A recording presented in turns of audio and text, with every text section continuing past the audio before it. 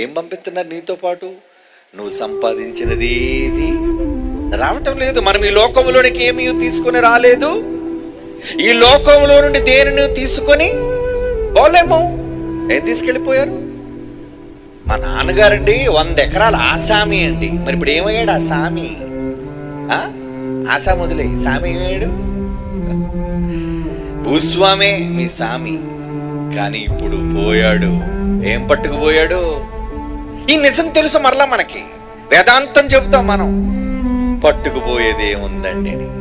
మరి పట్టుకుపోయేది ఏముందని తెలిసి మరలా ఏమని పట్టుకుందామని పరిగెడుతున్నావు? రోజు దేని కొరకు నీ పరుగులు, తపన, ఆశ. అందుకోసే కదండి ఈరోజు నేరాలు, ఘోరాలు, ఈ సమాజంలో జరుగుతున్న ప్రతి దారుణం వెనక ఉన్న కారణం దురాశ. ఎందుకు ఒకరినొకరు నరుక్కుంటున్నారు, చంపుకుంటున్నారు? ప్రతి దాని వెనక ఉన్నది దురాశ. అక్రమంగా సంపాదించాలన్న పేరాశ. ఏం చేస్తావు సంపాదించి? అన్నిటినీ భూమి మీద విడిచిపెట్టి పోవాలి ఒంటరిగా. నువ్వు సంపాదించి భూమి మీద కోటీశ్వరుడు కావాలని ఇవ్వలేదు ఇవన్నీ.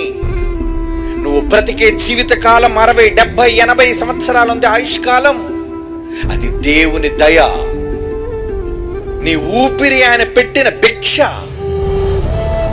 భూమి మీద సకల మనుష్యులకు ఇస్తున్న ఊపిరి ఆయన దయ.